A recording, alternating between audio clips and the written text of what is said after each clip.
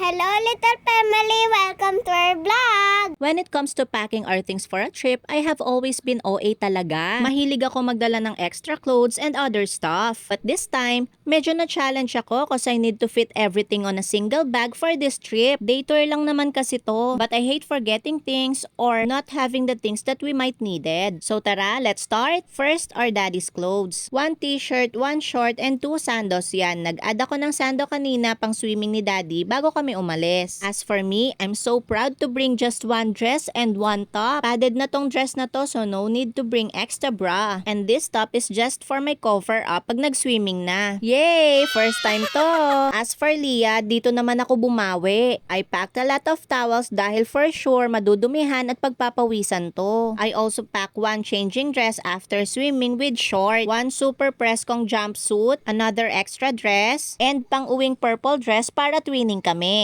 Of course, her swimwear, diapers, jacket if in case lang na malamig doon, hat for sun protection. And that's it. I need to pack another swimwear pala just in case gusto niya maligo sa afternoon. And additional face towel here. I'm already wearing my swimwear na nga pala. All I have to do is take off this dress and ready to jump na sa pool. O diba? I'm really loving this dress. It may also serve as a cover up if ever. Now that all the clothes are done, let's go to bath essentials. Of course, a travel bath organizer is a must-have. Siguro mga 3 years or more na to sa akin. And nakuha ko lang siya sa barter group during pandemic. It's 100% waterproof and very compact. I'm gonna put here the shampoo, soap, Daddy's Dio, my Dio, and instead of Leah's lotion and mosquito repellent, I decided to just bring the off lotion. Of course, sunblock and my holy grail this summer. This Snake brand prickly heat powder has a cooling effect na talaga namang mafe-feel mo ng ilang minuto. Tried and tested ko na to, school days pa lang ni Leah. As in, nakapamalengke na ako't lahat, wala pa ding pawis, swear. Lalo na ngayon, uso bungang araw sa mga kids. It's a must-have talaga, affordable pa. 100% legit cause you can buy this sa mga drugstores and even 7-Eleven. Try nyo na talaga to, lifesaver ngayong tag-init. Anyways, going back, I also brought baby oil and efficacent oil just in case. Of course, hindi mawawala ang afterbites and ointment kahit saan, dala ko talaga to. Ito namang alcohol sa bag ko na lang to. I'm gonna bring this one kasi for my phone, coin purse, panyo, alcohol, and this 2-in-1 lipstick and blush on. And my best budol so far.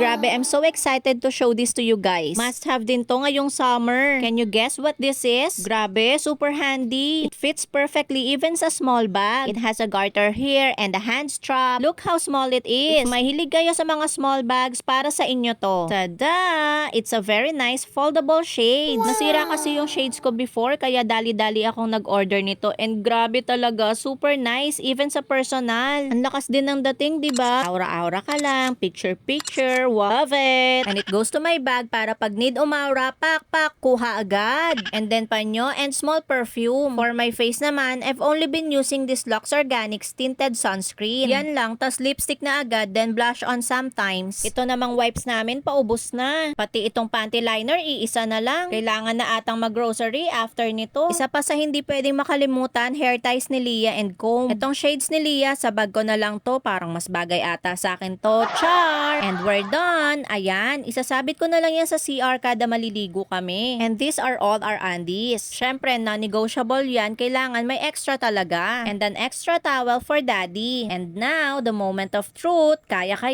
Let's put the slippers first. Sa akin lang and kay Leah to. Nasa car na raw yung kay daddy. Next is the plastic for our wet clothes. 1 bath towel. And Leah's mermaid towel. Next is our clothes. And then bath essentials. Then our undies. At sumakses na nga. Nagkasya lahat, maluwag pa.